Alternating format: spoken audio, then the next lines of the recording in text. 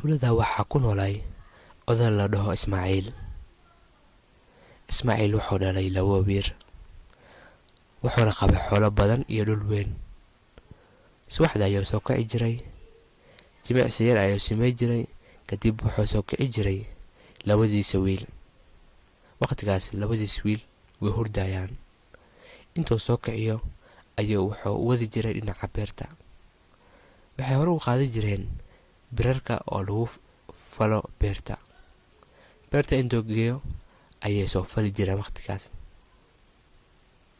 Subaxdii alisaydi ayay meesha aadi jireen maalin alla keeno. Wiilkii yaraa wuxuu ahaa mid geedadka waraabiyo, gaweyna wuxuu jari jiray coosaska. Galab ayay noqotay maalintaas. 2dii wiil xog aansadeen in xaafada ku laaban galabtaas, sababtoo ah subaxdii markii la gaaro aabahooda ayaa soo kicinaya waqti hore. Wuxuu u dirayaa dhinaca iyo inay soo falaan beerta waqtigaas. Wiilashana diyaar uma ahayn. Galabtaas waxay go'aansadeen inay seexdaan guriga banaankiisa.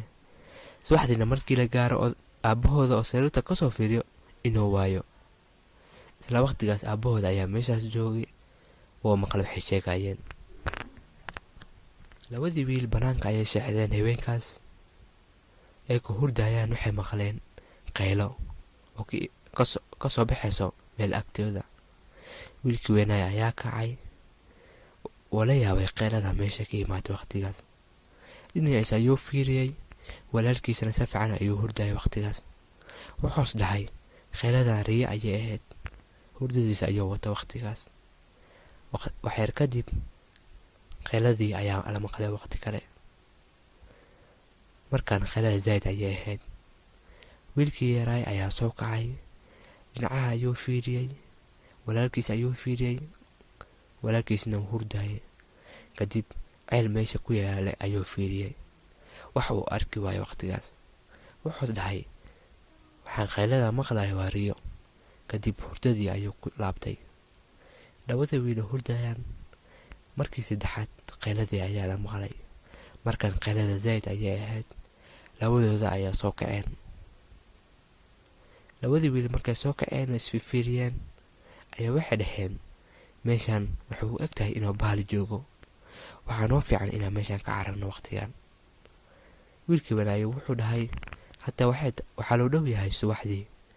Waxaa noo fiican inaan aadno dhinaca beerta, soo falno, shaqada dhaqso iska soo dhameyno, kadib subaxdii 2 saac markii la gaaro xaafada u soo laabano.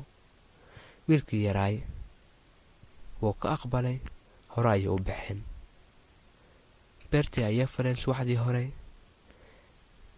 Beerta way waraabiyeen, coosaskana ka soo kureen. 2 saac markii la gaaray waxay soo aadeen dhinaca xaafada. Guriga ayay soo galeen.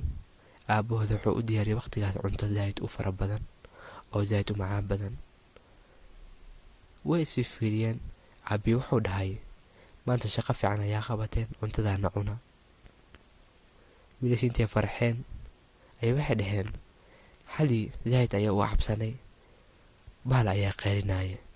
Abi wuxuu dhahay bahal qaylinaya ma jirine, waxa qaylinaya waa ani. Mikrofon ayaa soo qaatay, waxaan rabay inaan iga cabsiiyo. Inkana zaid ayaa u cabsatay waqtigaas. sheekadan intaan ayay ku egtahay. Wassalaamu calaykum waraxmatullaahi wabarakaatuh.